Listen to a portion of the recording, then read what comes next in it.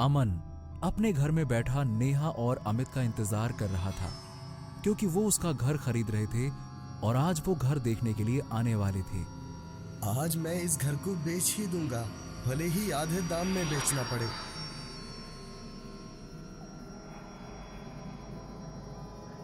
आइए आइए, मैं आप ही का इंतजार कर रहा था। वो दोनों घर देखने लगते हैं, तभी नेहा नोटिस करती है कि घर के सारे शीशों पर काली पन्नी लगी हुई है। वो जैसे ही उस पन्नी को हटाने वाली होती है, अमन एकदम से उसको रोक देता है। अरे नहीं, ऐसा मत करिए, हमारे यहाँ शीशों को खुला छोड़ना अशुभ माना जाता है। अच्छा, सॉरी। नेहा को ये बात थोड़ी अजीब लगती है, पर वो उसको इग्नोर कर देती है। अमित को वो घर पसंद आ जाता है। वो एक चेक साइन करके देने वाला होता है, पर तभी वो देखता है कि उसके पास पेन नहीं है। कोई बात नहीं, मैं पेन लेकर आता हूँ। अमन पेन लेने चला जाता है। इधर नेहा से रहा नहीं जाता और वो जिज्ञासा में आकर एक शीशे की काली पन्नी को थोड़ा सा हटाकर शीशे को देख लेती है। फिलहाल उन लोगों की डील हो जाती है और अमित और नेहा चले जाते हैं। अमन को नहीं पता था कि चुड़ैल ठीक उसके पीछे आ चुकी है। चुड़ैल उसके कान में फुसफुसाती है, बड़े दिनों बाद मुलाकात हुई है। तुम बाहर कैसे आई? चुड़ैल एक झटके में ही अमन की गर्दन तोड़ देती है और उसे अपने साथ शीशे के अंदर ले जाती है। फिर अगले दिन अमित और नेहा आते हैं। उनके साथ उनका 10 साल का बेटा सुमित भी था। वो अपना सामान सेट करते हैं और वहां रहने लगते हैं। मम्मी, ये घर तो बहुत अच्छा है। हाँ बेटा, बहुत प्यारा घर है। और मिल भी अच्छे दाम में गया, क्यों नेहा? सुमित बॉल से खेल रहा होता है, तभी अचानक वो बॉल उसके कमरे के शीशे पर जाकर लगती है, जिससे उसकी काली पन्नी निकल जाती है और बॉल शीशे के अंदर चली जाती है। ये देखकर सुमित बहुत हैरान होता है और वो शीशे की तरफ बढ़ता है। उसे शीशे में अपने जैसा ही एक लड़का दिखता है, जिसके हाथ में बॉल होती है। सुमित को कुछ समझ नहीं आता। वो बस अपनी बॉल लेने के लिए उसकी तरफ बढ़ने लगता है। सुमित शीशे के पास पहुंच जाता है और उसको छूने ही वाला होता है कि तभी पीछे से नेहा आ जाती है। सुमित, चलो अब नहाओ चलकर, बहुत देर खेल लिए। और कमरा क्या कोई खेलने की जगह है? खेलना हुआ करे तो बाहर खेला करो। सुमित एकदम से झिझक जाता है और पीछे मुड़कर देखता है। जी मम्मी, आ रहा हूँ। वो वापस मुड़कर देखता है तो अब सब कुछ नॉर्मल होता है और उसकी बॉल शीशे के आगे ही पड़ी होती है। वो बॉल उठाता है और कमरे से बाहर भाग जाता है। जब रात में वो लोग सो रहे होते हैं तो अमित को कुछ आवाजें सुनाई देती हैं। ऐसा लगता है जैसे कोई खिड़की को खटखटा रहा है। वो उठता है और खिड़की के पास पहुंचकर उसका पर्दा हटाता है। खिड़की के बाहर नेहा खड़ी होती है, जो कि बहुत बुरी हालत में थी। उसके सर से खून निकल रहा था और वो कुछ बोल रही थी, जो अमित को बिल्कुल समझ नहीं आ रहा था। तुम क्या बोल रही हो? मुझे कुछ समझ नहीं आ रहा है। बीच में कांच है ना? रुको, मैं बाहर आता हूँ। अमित ये बोलकर जैसे ही घूमता है तो वो देखता है कि बेड पर नेहा पहले से ही लेटी हुई है। अब वो बहुत कंफ्यूज हो जाता है और खिड़की के बाहर खड़ी नेहा को देखता है। वो उसे वहां से भागने का इशारा कर रही थी। अमित जैसे ही वहां से आगे बढ़ने की कोशिश करता है तो बेड पर लेटी नेहा एक झटके में उसके पास आती है और उसका गला पकड़कर उसे हवा में उठा लेती है। अमित कुछ समझ पाता उससे पहले ही वो एक चुड़ैल में बदल जाती है। ये क्या हो रहा है? कौन हो तुम? वो चुड़ैल कोई जवाब नहीं देती और अमित को खिड़की के रास्ते बाहर फेंक देती है। ये सब क्या था? वो कौन थी? तुम यहाँ कैसे आई? वो सब मैं बाद में बताती हूँ। पहले चलो सुमित को लेकर आते हैं, वरना वो चुड़ैल हमारे सुमित के साथ पता नहीं क्या करेगी। अरे हाँ, सुमित तो अंदर ही है।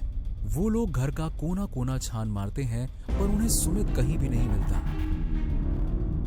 वो दोनों बहुत परेशान हो जाते हैं और बदहवास होकर मदद के लिए रोड पर भागने लगते हैं। तभी रास्ते में उन्हें एक पंडित मिलता है और वो कहता है, तुम लोग उस बड़े से घर में रहते हो ना? हाँ, पर हमारा बेटा पता नहीं कहाँ चला गया। तुम्हारा बेटा काली शक्तियों के कब्जे में होगा, क्योंकि वो घर शापित है। क्या? हाँ, उस घर के मालिक अमन की पत्नी तंत्र विद्या जानती थी और उसने बेटे के लालच में अपनी बेटी की बलि दे दी थी।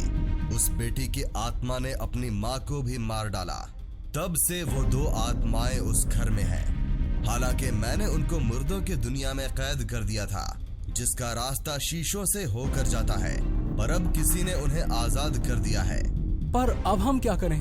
तुम्हें मुर्दों की दुनिया में जाकर अपने बेटे को लेकर आना पड़ेगा, पर इसमें तुम्हारी जान भी जा सकती है। कुछ भी हो, मैं इसके लिए तैयार हूँ।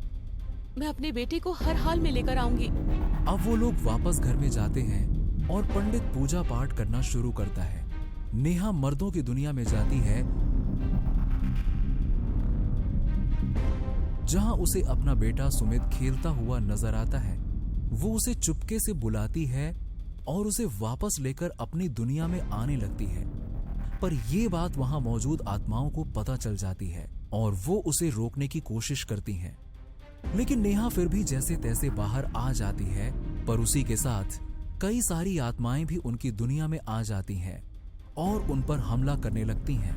ये क्या हो रहा है? उन आत्माओं को गुस्सा आ गया है कि कोई उनकी दुनिया में आकर उनसे जीत कर आ गया। पंडित इससे आगे कुछ बोल पाता उससे पहले ही आत्मा पंडित को उठाकर एक दीवार पर दे मारती है। अमित और नेहा का भी यही हाल होता है। वो आत्माएं सुमित को पकड़ने लगती हैं, पर तभी सुमित और नेहा बीच में आ जाते हैं। सुमित को मैं बचाता हूँ। तुम लोग सारे शीशे इकट्ठा करके एक जगह पर लाओ। आज मैं इसका रास्ता हमेशा के लिए बंद कर दूंगा।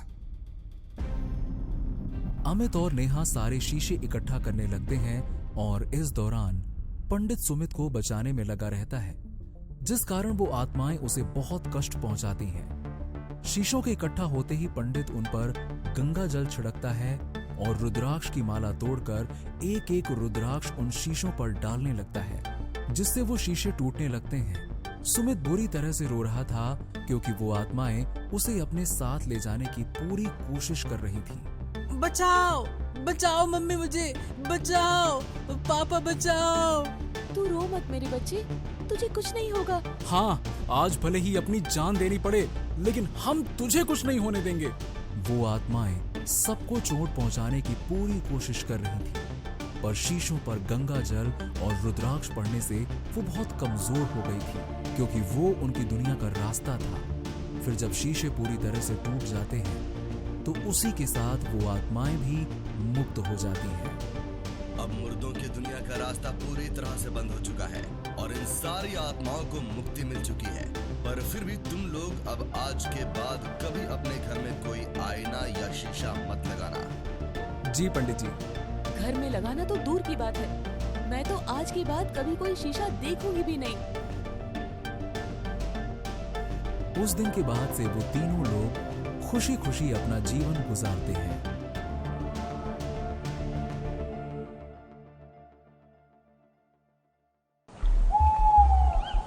काली अंधेरी अमावस की रात, एक घने जंगल में तांत्रिक ने अपनी पोटली में से कुछ सामान बाहर निकाला, जिसमें एक चाकू, आटा, एक काला कपड़ा, काली भभूति, एक लाल रंग की दुल्हन जैसी गुड़िया और गुड्डा, और बाजू में मुन्नी अपनी आंखें बंद करके बैठी थी, जैसे उसे कोई सुध ही ना हो। फिर तांत्रिक ने उठकर मुन्नी के बाजू में आटे का घेरा लगाया और मंत्र पढ़ना शुरू किया। ये सब विधि बाजू में खड़ी हुई मुन्नी की मां लता देख रही थी और हाथ जोड़कर भगवान से प्रार्थना कर रही थी।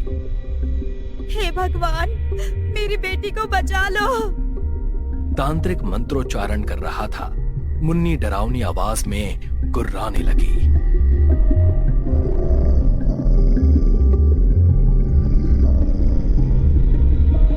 और जैसे ही तांत्रिक ने मुन्नी के ऊपर काली भभूति फेंकी, मुन्नी दर्द से चिल्लाने लगी। चला जा यहाँ से, ये तेरी दुनिया नहीं है, चला जा।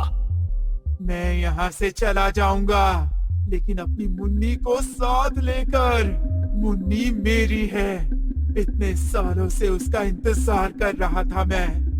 अब मैं अपनी मुन्नी को अपने से अलग नहीं होने दूंगा।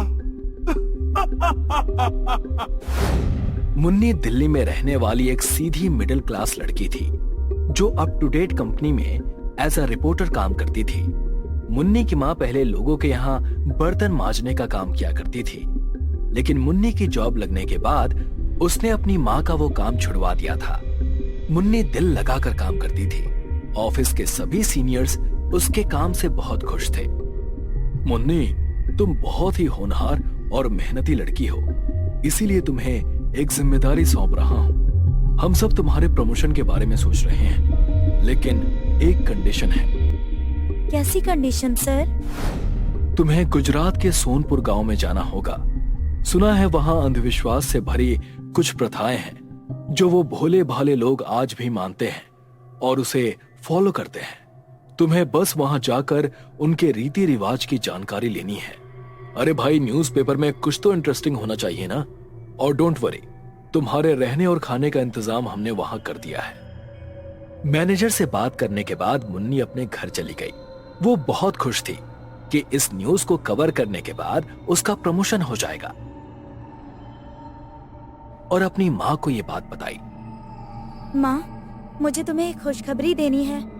माँ, अगले महीने मेरा प्रमोशन होने वाला है, लेकिन उसके लिए मुझे गुजरात के सोनपुर गांव जाना होगा।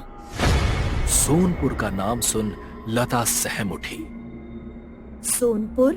सोनपुर क्यों जाना है बेटी? कोई दूसरी जगह नहीं है क्या? नहीं नहीं, तू वहाँ नहीं जाएगी। अपने बॉस को बोल कि तू वहाँ नहीं जा सकती। लेकिन क्यों माँ? क्या प्रॉब्लम है? मेरा प्रमोशन हो जाएगा, मेरी सैलरी बढ़ेगी माँ। मुन्नी के बहुत समझाने पर लता उसे वहां भेजने के लिए तैयार हो गई। अगले दिन सुबह मुन्नी अपना बैग लिए सोनपुर गांव निकल पड़ी। पहुंचते पहुंचते उसे रात हो गई। बस स्टॉप के पास एक बूढ़ा आदमी आया। वो उस आदमी के साथ गांव के अंदर चली गई। वो बूढ़ा आदमी उसे एक पुराने घर के पास लेकर गया जो पिछले 15 साल से बंद था। बेटा, तुम्हारे रहने का इंतजाम यही हुआ है, लेकिन याद रहे इस घर की दूसरी ओर तुम्हें नहीं जाना है। जो तुम्हारा कमरा है तुम बस उसी में जाओगी। बंद दरवाजा खोलने की कोशिश भी मत करना। ऐसा कहकर बूढ़ा आदमी मुन्नी को वहां छोड़कर चला गया। मुन्नी ने अपना बैग उठाया और घर के अंदर चली गई। घर में अंधेरा था। उसने स्विच ऑन किया और अपने कमरे में चली गई। अगले दिन सुबह वो कैमरा लेकर गांव में घूमने लगी और लोगों से गांव की प्रथाओं के बारे में पूछने लगी, और शाम को वापस घर पर आ गई। थोड़ी देर बाद एक औरत उसके लिए खाना लेकर आई। खाना देकर वो आगे बढ़ी और फिर से पीछे मुड़कर मुन्नी को घूरने लगी और फिर वहां से चली गई। मुन्नी ने उस पर ज्यादा ध्यान नहीं दिया और अंदर चली गई। उस रात जब मुन्नी सो रही थी तो उसे किसी की हंसने की डरावनी आवाज आई। उस आवाज से मुन्नी की नींद खुल गई। उसने मोबाइल की टॉर्च लगाई और उस आवाज की दिशा में जाने लगी। आगे जाते जाते वो उस कमरे के पास पहुंच गई जो बंद था। उसे याद आया कि बूढ़े बाबा ने उसे वहां जाने से मना किया है।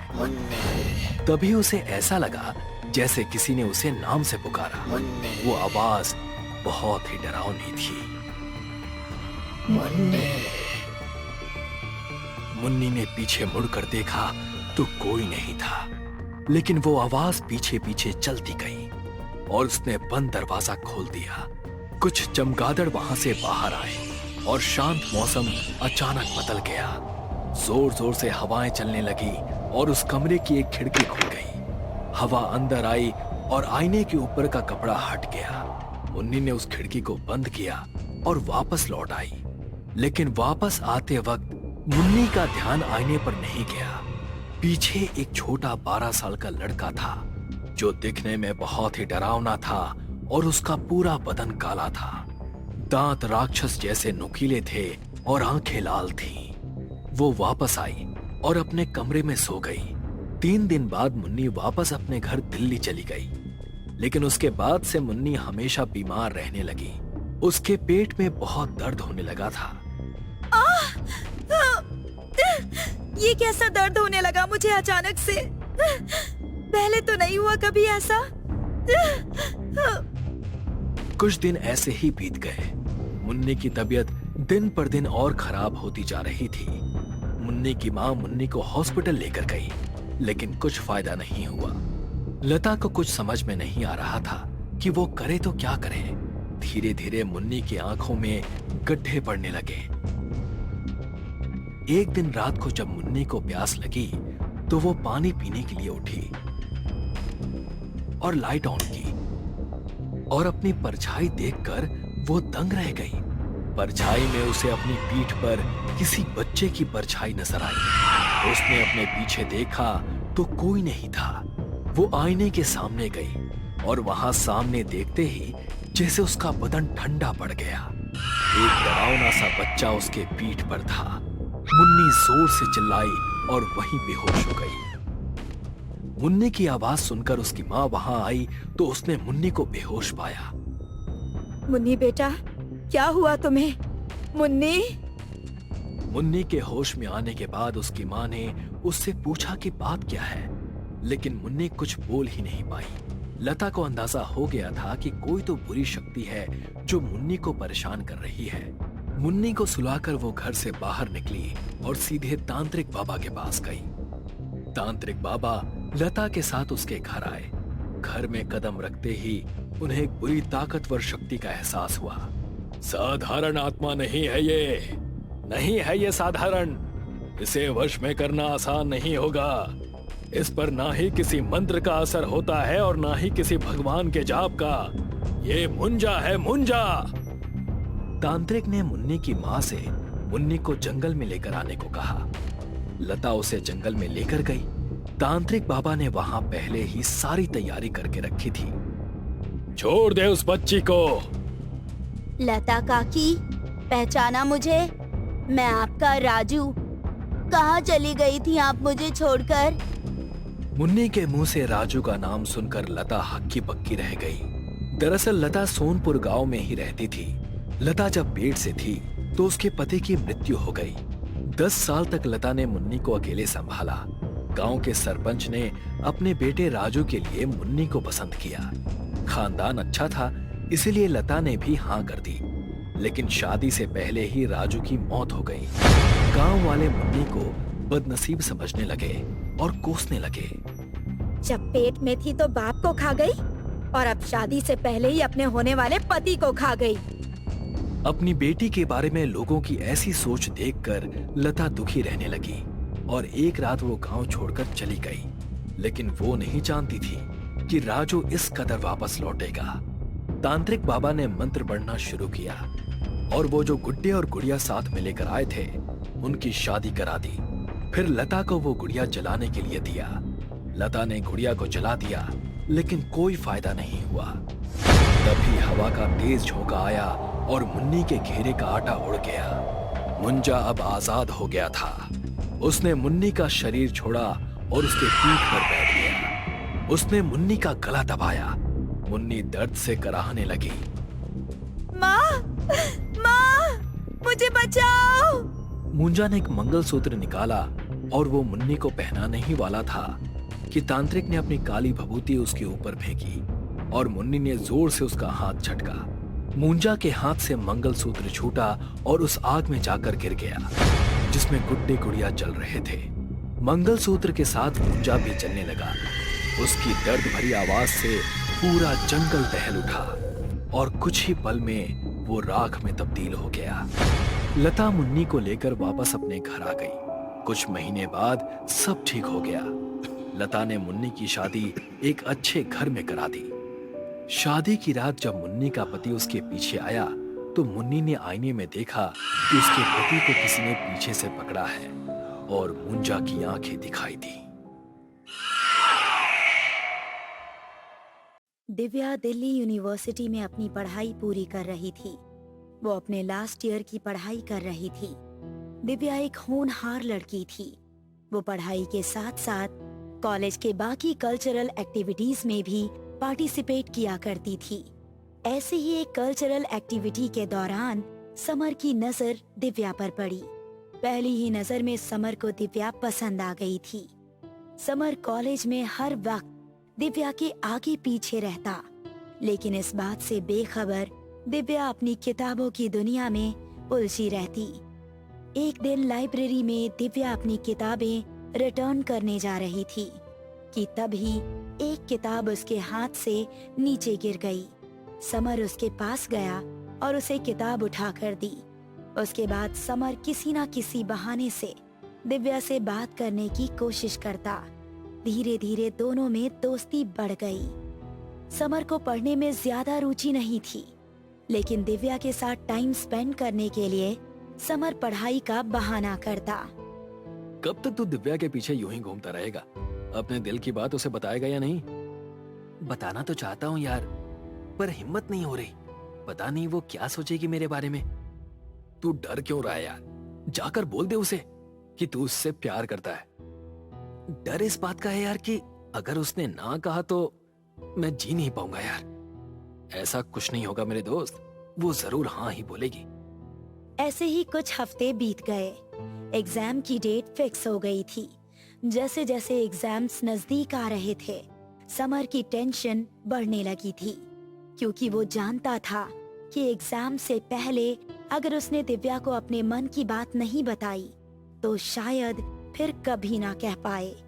अगले दिन जब दिव्या कॉलेज आ रही थी, तब समर ने उसे बीच में ही रोक लिया और अपने दिल की बात बताई। दिव्या, मैं तुमसे बहुत प्यार करता हूँ। क्या तुम मेरी लाइफ पार्टनर बनना पसंद करोगी? दिव्या कुछ पल के लिए खामोश रही, फिर उसने हल्की सी स्माइल दी और वहाँ से चली गई। समर को कुछ समझ नहीं आ रहा था कि आखिर दिव्या के मन में क्या है। अगले दिन जब समर ने दिव्या से बात करने की कोशिश की, तो दिव्या उसके सामने से ऐसे चली गई जैसे कि वो उसे जानती तक ना हो।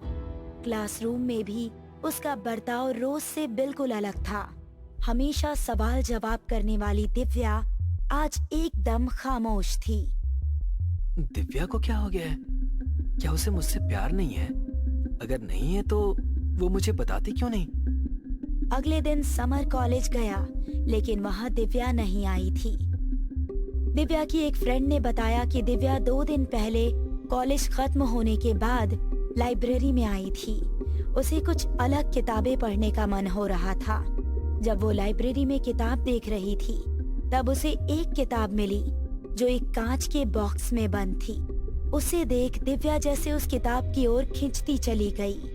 दिव्या ने चुपके से वो किताब वहाँ से निकाली और पढ़ने लगी। जब वो किताब पढ़ रही थी, तब मैं उसके पास गई। मैंने उसे आवाज भी दी, लेकिन उसने कोई जवाब नहीं दिया। उसका बर्ताव एकदम से बदल सा गया है। वो बाथरूम में भी खुद से बातें कर रही थी। उसके साथ कोई काला साया भी था। जो वो काला साया कह रहा था, दिव्या बिल्कुल वैसा ही कर रही थी। और उसके पास जाते ही मानो मन में एक अजीब सा डर लग रहा था। समर को ये बातें सुनकर बहुत अजीब लगा। कॉर्नर में खड़े प्रोफेसर विंगेट ये सारी बातें सुन रहे थे। वो समर के पास गए और उसे कैबिन में बुलाया। What happened, professor Wingate? आपने मुझे यहाँ क्यों बुलाया? मैंने तुम्हारी और दिव्या की फ्रेंड की बातें सुनी। दिव्या के बदले बर्ताव की वजह मैं जानता हूँ। आप जानते हैं मतलब? क्या हुआ है उसे? मैं तुम्हें जो कुछ बता रहा हूँ, शायद तुम्हें उस पर भरोसा ना हो। दिव्या को एक बुरी आत्मा ने अपने वश में किया है। ये आप क्या कह रहे हैं प्रोफेसर? बुरी आत्मा का साया? किसकी आत्मा? बताइए प्रोफेसर, कौन है वो? 10 साल पहले निया नाम की लड़की ने इस कॉलेज में एडमिशन लिया था। निया दिखने में भी खूबसूरत थी और पढ़ाई में भी अच्छी थी। कॉलेज में वो हमेशा फर्स्ट आती थी। बाहरी दुनिया से वो दूर ही रहती थी, जहां सारे स्टूडेंट्स पढ़ाई के साथ मौज मस्ती करते थे। वहीं निया अपने किताबों की दुनिया में रहती थी, जहां बाकी के स्टूडेंट्स एक दूसरे से हंसकर बातें किया करते थे। वहीं निया अपने किताबों से बातें करती थी। पढ़ाई के साथ साथ निया को अलग अलग किताबें पढ़ने का भी शौक था। एक दिन निया की तबीयत बहुत खराब हो गई, जिसकी वजह से उसे हॉस्पिटल में एडमिट होना पड़ा। उसके एग्जाम्स भी करीब आ रहे थे। निया को इस बात की बहुत टेंशन हो गई थी। हॉस्पिटल से डिस्चार्ज होने के बाद वो मुझसे मिलने आई। प्रोफेसर वेंगेट, मुझे बहुत टेंशन हो रही है। एग्जाम नजदीक है और मैं कोई तैयारी नहीं कर पाई हूँ। डोंट वरी माय चाइल्ड, तुम बहुत होशियार स्टूडेंट हो। तुमने आज तक जितनी मेहनत पढ़ाई में की है, आई एम श्योर तुम ये एग्जाम जरूर पास कर लोगी, और वो भी फर्स्ट डिवीजन के साथ। प्रोफेसर ने निया को समझाने की बहुत कोशिश की, लेकिन निया का मन शांत नहीं हो रहा था। वो दिन भर क्लासरूम में बैठी रहती और रात भर लाइब्रेरी में जाकर पढ़ाई करती। कुछ दिन ऐसा करने के बाद निया की तबीयत और बिगड़ने लगी, लेकिन फिर भी वो पढ़ाई करती रही। और एक रात जब वो लाइब्रेरी में पढ़ाई कर रही थी तो उसे हार्ट अटैक आया, और जो किताब वो पढ़ रही थी उसे पढ़ते पढ़ते ही उसकी मौत हो गई, और उसकी आत्मा उसी किताब में कैद हो गई। जो भी वो किताब पढ़ता है, निया की आत्मा उसे अपने वश में कर लेती है और मार देती है। इससे पहले भी एक स्टूडेंट ने उस किताब को पढ़ा था। अगले दिन सुबह लाइब्रेरी में उसकी डेड बॉडी मिली उस किताब के साथ, और जब मैंने उस किताब को देखा तो मुझे उस पर एक काला साया घूमता हुआ नजर आया। मैं घबरा गया। मैं पूरी बात तभी समझ गया था, लेकिन अपने कॉलेज की बदनामी के डर से मैं चुप रहा और उस किताब को मैंने लाइब्रेरी में ही बंद कर दिया। निया की आत्मा कभी भी उस किताब को लाइब्रेरी के बाहर ले जाने नहीं देगी। प्रोफेसर की बात सुनकर समर को अब सब कुछ समझ में आ गया था। प्रोफेसर ने उसे चर्च में जाकर फादर ग्राइसन की मदद लेने को कहा। समर बिना वक्त गवाए चर्च गया और फादर से मिला और उन्हें सारी बात बताई। समर, अगर तुम दिव्या को बचाना चाहते हो तो जैसा मैं कहता हूँ तुम्हें वैसा ही करना होगा। फादर, समर और प्रोफेसर रात के वक्त लाइब्रेरी में पहुंचे। अंदर जाते ही वो उस किताब को ढूंढने लगे। तभी दरवाजा लगने की आवाज आई। सबने पीछे देखा तो लाइब्रेरी का दरवाजा बंद हो गया था और लाइब्रेरी में लाइट्स ब्लिंक होने लगी। लाइब्रेरी की चीजें जोर जोर से हिलने लगी। फादर को समझ में आ गया था कि निया की आत्मा लाइब्रेरी में घूम रही है। उन्हें किसी की हंसी की आवाज आने लगी और अचानक एकदम सब शांत हो गया। वो एक दूसरे को देख रहे थे कि तभी दिव्या उनके सामने आकर खड़ी हो गई। उसके बाल हवा में लहरा रहे थे, आंखें काली हो गई थी, मुंह से खून टपक रहा था।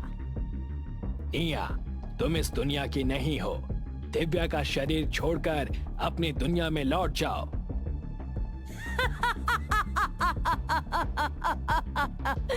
आ गए सब एक साथ मरने के लिए। दिव्या एक भयानक हंसी के साथ धीरे धीरे हवा में तैरने लगी। उसी के साथ लाइब्रेरी की किताबें भी हवा में उड़ने लगी। धीरे धीरे सारी किताबें जोर जोर से गोल गोल घूमने लगी और अगले ही पल सारी किताबों से फादर ग्राइसन पर हमला हो गया। फादर ग्राइसन जमीन पर गिर पड़े और उन्हें काफी चोट आई। फादर ग्राइसन, आप ठीक तो है ना? फिर दिव्या ने प्रोफेसर का हाथ पकड़ा और उन्हें हवा में उछाला। दिव्या, छोड़ दो मुझे, छोड़ो मुझे। फादर ग्राइसन ने समर के कानों में कुछ बोला। समर समझ गया कि उसे क्या करना होगा। समर बिना डरे दिव्या के सामने गया और फादर से लिया हुआ पानी उसने दिव्या के ऊपर छिड़का। दिव्या के शरीर से धुआं निकलने लगा और वो दर्द से चिल्लाने लगी। समर के पास वक्त बहुत कम था। वो जल्दी से भागकर उस किताब के पास गया और उससे बाहर निकली निया की आत्मा ने दर्द से दिव्या का शरीर छोड़ दिया। दिव्या जमीन पर गिर गई। निया की आत्मा समर को मारने के लिए उसके पास गई। उसने समर को एक हाथ से पकड़कर जमीन पर पटक दिया। निया फिर से दिव्या के शरीर में प्रवेश करना चाहती थी, लेकिन फादर ग्राइसन ने मंत्र पढ़ना शुरू किया और निया की आत्मा एक जगह बंद कर रह गई। धीरे धीरे उसकी आत्मा कमजोर होने लगी। समर जैसे तैसे किताब के पास पहुंचा और उसमें आग लगा दी। निया की आत्मा भी जलने लगी। कुछ ही पल में निया की आत्मा वाली किताब जलकर खाक हो गई। दिव्या पूरी तरह से ठीक हो गई थी। और अब वो समर के साथ अपनी जिंदगी बिता रही थी। समर आज भी उस रात को याद करता है तो उसका दिल दहल उठता है। राजेश अपने ऑफिस से थका हारा घर लौटा था।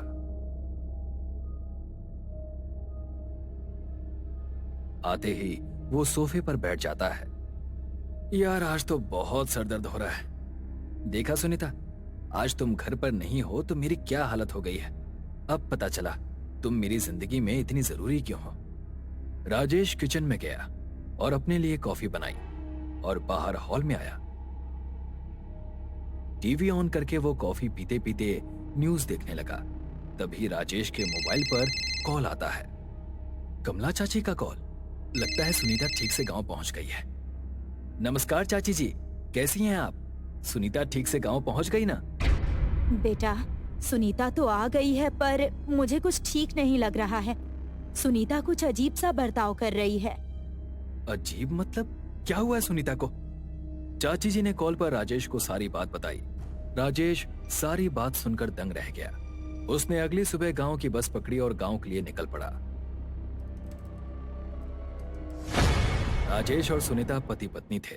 राजेश जिस ऑफिस में काम करता था, सुनीता भी वहीं काम करती थी। काम के बहाने उन दोनों में पहचान बढ़ी और दोस्ती हो गई। फिर दोस्ती प्यार में बदल गई और फिर बिना वक्त गंवाए राजेश ने सुनीता को शादी के लिए प्रपोज किया और सुनीता ने भी हाँ कर दी। सुनीता एक अनाथ लड़की थी। सुनीता जब 2 साल की थी तभी उसके माता पिता गुजर गए थे। तब से सुनीता को उसकी चाची ने संभाला था। बड़ी होने के बाद सुनीता ने जॉब करने की सोची, इसीलिए वो मुंबई आ गई थी। कमला चाची ही सुनीता की सब कुछ थी। राजेश, बहुत दिन हो गए मैं चाची से नहीं मिली। सोच रही हूँ कुछ दिन गांव जाकर आऊं। मुझे भी अच्छा लगेगा और चाची को भी। या फिर हम दोनों चलते हैं?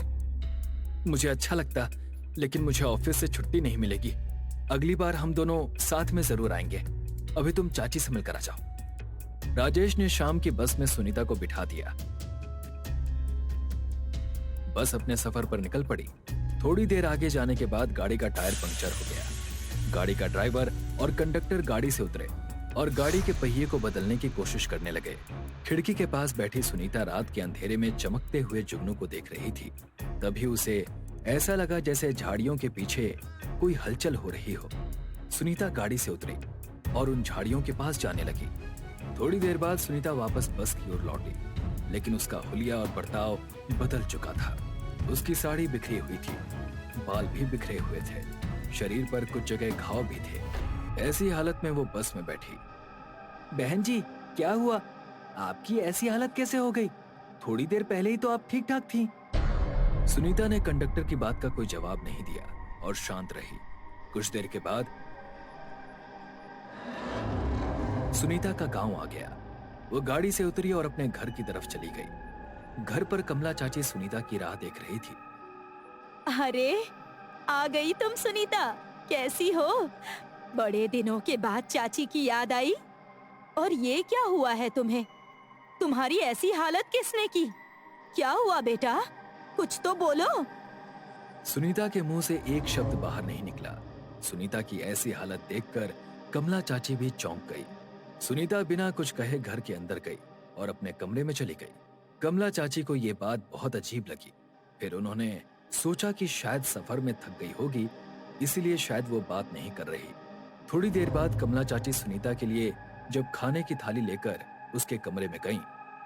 सुनीता बेटा, दरवाजा खोलो। देखो मैं तुम्हारे लिए खाना लेकर आई हूँ। अंदर से सुनीता मर्दानी और डरावनी आवाज में, मुझे खाना नहीं चाहिए, जाओ यहाँ से। सुनीता की आवाज सुनकर कमला चाची के पैरों तले जमीन खिसक गई। उनके हाथ पैर कांपने लगे। वो इतना तो समझ गई थी कि जो कुछ भी हो रहा है वो सही नहीं है। वो जल्दी से नीचे चली गई और राजेश को कॉल किया। अगले दिन शाम को राजेश भी गांव पहुंच गया था। वो चाची के साथ सुनीता के कमरे के पास गया और सुनीता को आवाज देने लगा। सुनीता, सुनीता, दरवाजा खोलो, देखो मैं आया हूं। सुनीता ने कोई जवाब नहीं दिया। राजेश ने दरवाजा तोड़ने की कोशिश की और दरवाजा टूट गया। अंदर का भयानक नजारा देखकर राजेश के रोंगटे खड़े हो गए। सुनीता अपने पैरों की उंगलियों पर खड़ी थी। उसके बदन पर साड़ी भी नहीं थी। उसके शरीर पर कई घाव थे। शरीर सूख सा गया था और उसकी आवाज भी मर्दानी हो गई थी। क्यों आए हो तुम यहाँ? चले जाओ यहाँ से, नहीं तो मैं सबको मार दूंगी। जाओ। ये क्या हो गया है सुनीता तुम्हें? तुम ऐसे क्यों बात कर रही हो? सुनीता ने राजेश और कमला चाची की ओर गुस्से से देखा और राजेश को हवा में उछालकर कमरे से बाहर फेंक दिया। कमला चाची दौड़ती हुई राजेश के पास आई। तभी सुनीता के कमरे का दरवाजा अपने आप बंद हो गया। राजेश बेटा, तुम ठीक तो हो ना? मैं तो ठीक हूँ चाची, लेकिन सुनीता को हुआ क्या है? वो ऐसा बर्ताव क्यों कर रही है? मुझे तो जब सुनीता घर आई थी तभी शक हुआ था, लेकिन मैंने ज्यादा ध्यान नहीं दिया। लेकिन अब मुझे लगता है जो मैं सोच रही हूँ वही सही है। राजेश बेटा, मुझे लगता है सुनीता पर किसी बुरी आत्मा का साया है। मतलब आप कहना क्या चाहती हैं? राजेश ये सुनकर हैरान रह गया। उसे समझ नहीं आ रहा था कि वो क्या करे। अब मैं क्या करूं चाची जी? कमला चाची ने राजेश को एक सुझाव दिया। कमला चाची ने कहा कि गांव की पहाड़ी पर एक तांत्रिक रहता है। अगर वो उस तांत्रिक से मदद मांगे तो शायद तांत्रिक उसकी कोई मदद कर पाए। राजेश बिना वक्त गंवाए पहाड़ी की ओर निकल पड़ा। कुछ घंटे बीत जाने के बाद आखिरकार उसे वो तांत्रिक मिल गया। राजेश तांत्रिक के पास गया। तांत्रिक अपनी तपस्या में लीन था। बाबा, बाबा, मेरी पत्नी को बचा लीजिए बाबा, मेरी मदद कीजिए। क्या हुआ लड़के, क्या समस्या है? राजेश ने सारी बात तांत्रिक बाबा को बताई। तांत्रिक बाबा उसके साथ चाची के घर गए। उन्होंने दरवाजा खोलने की कोशिश की, मगर दरवाजा अंदर से बंद था। तांत्रिक बाबा ने अपने कमंडल से पानी हाथ में लिया और दरवाजे पर फेंका। दरवाजा अपने आप खुल गया। साथ ही अंदर से सुनीता की जोर से चीखने की आवाज भी आई। तांत्रिक बाबा, चाची और राजेश अंदर गए। क्यों आए हो यहाँ? तुम्हारी हिम्मत कैसे हुई यहाँ आने की? कौन हो तुम? छोड़ दो मेरी सुनीता को। तुम्हारी नहीं, अब ये मेरी सुनीता है। सुनीता ने अपनी शक्ति से राजेश को हवा में उठाया और जमीन पर पटक दिया। वो जैसे ही तांत्रिक बाबा की तरफ मुड़ी, तांत्रिक बाबा ने अपने कमंडल का पानी सुनीता के ऊपर फेंका, जिससे सुनीता की शक्तियां कम होने लगी और वो कमजोर होकर जमीन पर गिर पड़ी। तांत्रिक बाबा उसके पास गए और उसके सिर पर हाथ रखकर कुछ मंत्र पढ़ने लगे। फिर उन्हें अतीत में घटी सारी घटनाएं दिखने लगी और उन्हें सारी बात समझ में आ गई। राजेश, सुनीता जब गांव आ रही थी तो बीच में गाड़ी खराब हो गई थी। सुनीता गाड़ी से उतरी और जंगल की ओर गई। उसी समय उसे खबिस ने अपने वश में कर लिया था। खबिस? ये खबिस क्या होता है? तांत्रिक बाबा ने बताया कि खबिस अलग अलग प्रकार के होते हैं। कुछ खबिस लोगों की इच्छा पूरी करते हैं और उसके बदले में वो जो मांगते हैं वो देना पड़ता है, और कुछ खबिस अपनी इच्छा से अपना शिकार ढूंढते हैं और उनके वक्त और जगह पर अगर कोई उन्हें मिल जाए तो वो उसे पकड़कर अपनी शारीरिक जरूरतों को पूरा करते हैं, और ऐसे खबिस को कोई काबू नहीं कर सकता या उन्हें मार नहीं सकता। उन्हें केवल मुक्त किया जा सकता है। तो इस खबिस को मुक्त कर दीजिए ना बाबा, और मेरी सुनीता को बचा लीजिए। अब यह संभव नहीं है राजेश। लेकिन क्यों? ये खबिस सुनीता के साथ पहले ही संबंध बना चुका है और सुनीता का शरीर पूरी तरह से उसके कब्जे में है। अगर मैंने खबिस को मारने की कोशिश की तो सुनीता भी मर जाएगी। ये सुनकर राजेश के पैरों तले जमीन खिसक गई। नहीं नहीं, मैं अपनी सुनीता को खोना नहीं चाहता। देखो राजेश, इस खबिस को मारने का यही एक तरीका है। अगर मैंने इसे अभी नहीं मारा तो आज नहीं तो कल इस खबिस का सुनीता से मन भर जाएगा और तब ये इसे मार डालेगा और अपना नया शिकार ढूंढेगा। सुनीता ऐसे तड़प तड़प कर मरे, इससे तो अच्छा ये है कि उसे अभी खबिस के साथ मार दिया जाए।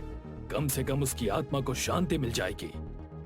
ना चाहते हुए भी राजेश को अपने दिल पर पत्थर रखकर तांत्रिक बाबा की बात माननी पड़ी। तभी तांत्रिक बाबा के मंत्र की शक्तियां कम होने लगी। खबिस ने सुनीता के शरीर को हवा में उठाया और तांत्रिक बाबा पर हमला किया। तांत्रिक बाबा ने उसे फिर से अपने मंत्र जाल में पकड़ा और एक राख के घेरे में बांध दिया और उसके चारों ओर पवित्र जल छिड़कते हुए मंत्रोच्चारण करने लगे।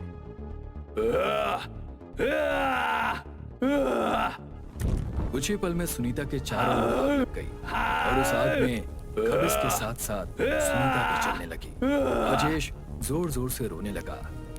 मुझे माफ कर दो सुनीता, मैं तुम्हें बचा नहीं पाया, मुझे माफ कर दो। कुछ देर के बाद सब कुछ शांत हो गया। खबिस को भले ही उसकी इच्छा के विरुद्ध मुक्त किया गया हो, लेकिन वो अपनी हवस से कभी मुक्त नहीं होता। सुशांत ऑफिस का काम खत्म करके थका हारा घर आया था। घर में आते ही वो अंकिता को आवाज देने लगता है। अंकिता, अंकिता, अंकिता, कहाँ हो तुम? मेरे सर में बहुत तेज दर्द हो रहा है, प्लीज एक स्ट्रॉन्ग कॉफी पिला दो यार, प्लीज। सुशांत की आवाज देने पर भी अंकिता बाहर नहीं आई, तो सुशांत उसे किचन में ढूंढने चला गया और किचन में सामने का नजारा देखकर सुशांत दंग रह गया। अंकिता ने अपने चेहरे को अपने बालों से ढक रखा था। उसके सामने एक थाली थी जिसमें मिर्ची, नींबू, नमक, इमली और लाल मिर्च थी और वहीं बगल में गरम कोयले से भरी थाल थी और अंकिता वो सब खा रही थी। अंकिता, ये सब क्या कर रही हो तुम? दिख नहीं रहा है क्या? खाना खा रही हूँ। तुम्हें भी चाहिए क्या? तुम पागल हो गई हो क्या अंकिता? क्या हुआ है तुम्हें? क्यों? ये सब पसंद नहीं आया तुम्हें? तो ये खाओगे? अंकिता ने एक जलता हुआ कोयला हाथ में लिया और सुशांत को देने लगी। सुशांत डर गया। तभी अंकिता ने वो जलता हुआ कोयला अपने मुंह में डाल लिया। ये नजारा देखकर सुशांत के हाथ पैर कांपने लगे। अब भी हिम्मत है मुझे रोकने की? सुशांत डर के मारे वहां से भाग गया। अंकिता और सुशांत मुंबई के रहने वाले थे। एक हफ्ते पहले सुशांत को ऑफिस से लेटर मिलता है कि उसका 1 साल के लिए ट्रांसफर किया जा रहा है गुजरात के चंदनपुर गांव में। ये बात सुनकर सुशांत का मुंह लटक गया। सर, आप मेरा ट्रांसफर किसी दूसरे शहर में कर दीजिए ना, इस गांव में क्यों, वो भी गुजरात में? देखो सुशांत, ये कंपनी के डायरेक्टर का डिसीजन है, मैं इसे बदल नहीं सकता, लेकिन मैं ट्राई करूंगा कि तुम्हें वहां 1 साल तक रहना ना पड़े। लेकिन हमारे नए प्रोजेक्ट के लिए तुम्हें वहां जाना तो पड़ेगा। हो सकता है कि इस प्रोजेक्ट के सक्सेस के बाद तुम्हें भी इंक्रीमेंट मिल जाए और वहां तुम्हारे और तुम्हारे परिवार के लिए सारी फैसिलिटीज ऑलरेडी प्रोवाइड की गई हैं और घर के कामों के लिए एक आदमी भी है। विला में पहुंचने के बाद वो तुम्हें मिल जाएगा। अपनी तरक्की के लिए सुशांत ने प्रोजेक्ट को एक्सेप्ट कर लिया और गुजरात चला गया। तकरीबन 12 घंटे का सफर करने के बाद वो चंदनपुर गांव में पहुंचता है और रुक्मणी विला के सामने आकर खड़ा हो जाता है। रुक्मणी विला किसी पुराने बंगले की तरह लग रहा था। ये क्या है यार, ऐसा भी कोई विला होता है क्या? सुशांत, अब जो भी है जैसा भी है, हमें इसी के साथ एडजस्ट करना है। सो अब अपना मुंह मत बनाओ और अंदर चलो। अंदर आते ही एक बूढ़े आदमी ने दरवाजा खोला। वो बूढ़ा आदमी बहुत शांत लग रहा था। अंदर आ जाओ बेटा। चाचा जी आप? मेरा नाम रघु है बेटा, मैं इस पुराने विला की रखवाली करता हूँ। बेटा तुम्हें एक बात बताना चाहता हूँ, यहाँ आए हो तो जरा संभल कर रहना। मैंने तुम्हारे साहब को भी समझाने की बहुत कोशिश की थी कि तुम्हें कहीं और रहने की जगह दे दे, लेकिन उन्होंने मेरी बात नहीं मानी। लेकिन आप ऐसा क्यों चाहते हैं कि हम यहाँ ना रहें? कुछ बातें ऐसी होती हैं जिन पर भरोसा नहीं किया जा सकता, लेकिन वो होती हैं बेटा। देखो यहाँ ऊपर एक कमरा है जो कई सालों से बंद है, बस वहाँ मत जाना। सुशांत को कुछ समझ में नहीं आया। उसने चाचा जी की बातों पर ज्यादा ध्यान नहीं दिया। सब समझ में आ रहा है कि रघु चाचा यहाँ रहने से मना क्यों कर रहे थे। ये जगह ठीक नहीं है, अब इसका इलाज भी चाचा जी ही बता सकते हैं। सुशांत दौड़ते हुए चाचा जी के घर गया और उन्हें सारी सच्चाई बताई। बेटा मैं जानता था कि ऐसा एक ना एक दिन जरूर होगा। रुक्मणी इतनी आसानी से नहीं जाने वाली। रुक्मणी? कौन रुक्मणी? और उसका हमसे क्या नाता? वो हमारे पीछे क्यों पड़ी है? रघु चाचा ने बताया कि 30 साल पहले गांव में रुक्मणी विला सबसे बड़ा विला था और उस विला में रुक्मणी अपने पति के साथ रहती थी। रुक्मणी का पति गजेंद्र रुक्मणी से बहुत प्यार करता था, इसलिए उन्होंने इस विला का नाम रुक्मणी रखा था। लेकिन किस्मत को कुछ और ही मंजूर था। रुक्मणी दिखने में जितनी खूबसूरत थी, अंदर से उतनी ही खतरनाक थी। उसे पैसों का बहुत लालच था, इसलिए उसने गजेंद्र से शादी की थी। गजेंद्र को जब पता चला कि रुक्मणी उसे धोखा दे रही है और काला जादू करके सबको ठगती रहती है, तो गजेंद्र का गुस्सा 7वें आसमान पर पहुंच गया और उसने रुक्मणी को उसके कमरे में ही जला दिया। तब से रुक्मणी की आत्मा उस विला के कमरे में कैद है। एक दिन गजेंद्र को रात में किसी के रोने की आवाज आई। वो उस आवाज की ओर बढ़ता गया। क्या हुआ, कैसे हुआ, कुछ नहीं जानते। बस अगले दिन उसी कमरे में गजेंद्र की लाश मिली, वो भी बहुत बुरी हालत में। लाश ऐसी दिख रही थी जैसे उसका खून सूख गया हो। तब से उस कमरे को बंद रखा गया था ताकि रुक्मणी की आत्मा किसी और की जान ना ले सके। तभी सुशांत को याद आया कि उसका बच्चा अभी भी रुक्मणी विला में है। वो चाचा जी को लेकर रुक्मणी विला की ओर भागा। तभी अंकिता अपने बच्चे के पास आई। उसकी आंखों की पुतलियां सफेद हो गई थी और वो बच्चे के पास बेड पर बैठ गई। बहुत सालों बाद नरम नरम मांस खाने को मिलेगा। कहाँ से खाऊं तुम्हें? तुम्हारे मुलायम पैरों से या तुम्हारे सिर से? सिर से खाती हूँ, मजा आएगा। अंकिता बच्चे के पास गई ही थी कि सुशांत ने पीछे से लोहे के सरिया से अंकिता के सर पर वार किया। अंकिता ने गुस्से में सुशांत की ओर देखा, फिर उसने सुशांत का गला दबाया और उसे हवा में उठा लिया। तभी रघु चाचा वहां पर आ गए और उन्होंने अपने पास रखी विभूति को अंकिता के माथे पर लगाया। अंकिता के शरीर में करंट दौड़ने लगा और वो वहीं बेहोश हो गई। रघु चाचा ने बताया कि अंकिता को गांव के सिद्ध तांत्रिक के पास लेकर जाना होगा। अब वही अंकिता को बचा सकते हैं। रघु चाचा ने सुशांत के बच्चे को गोद में लिया और सुशांत ने अंकिता को गोद में उठाया और दोनों ही जंगल की ओर जाने लगे। तांत्रिक के पास पहुंचने के बाद सुशांत ने अंकिता को तांत्रिक के पास लेटा दिया। तांत्रिक ने अंकिता के माथे पर जैसे ही हाथ रखा, उन्हें जो कुछ भी हुआ था सब दिखाई देने लगा। अंकिता किचन में काम कर रही थी, तभी उसे किसी के रोने की आवाज सुनाई देती है। ये आवाज किसकी है इस घर में और कौन है ये? अंकिता उस आवाज का पीछा करते करते उसी कमरे की ओर गई जहां रुक्मणी को जलाया गया था और अंकिता ने जैसे ही दरवाजा खोला, रुक्मणी की आत्मा ने अंकिता के शरीर पर कब्जा कर लिया। इससे पहले कि भभूति का असर खत्म हो जाए और ये जाग उठे, इसे इस पीपल के पेड़ से बांध दो।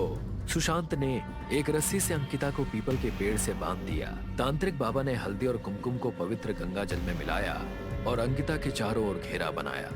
फिर अंकिता के ऊपर गंगा जल फेंका और जैसे ही पानी अंकिता के ऊपर छिड़का, अंकिता की आंखें खुल गई और वो जोर जोर से चिल्लाने लगी। उसने गुस्से में अपनी रस्सी तोड़ दी और घेरे से बाहर आने की कोशिश करने लगी। लेकिन जब भी वो घेरे से बाहर आने की कोशिश करती, घेरे में एक तिलस्मी आग लग जाती। अंकिता डरावनी गुस्से की आवाज में, तुम्हारी हिम्मत कैसे हुई मुझे यहाँ लाने की? तुम्हें क्या लगा तुम मुझसे बच पाओगे? इस ढोंगी तांत्रिक के साथ मिलकर मुझे हराओगे?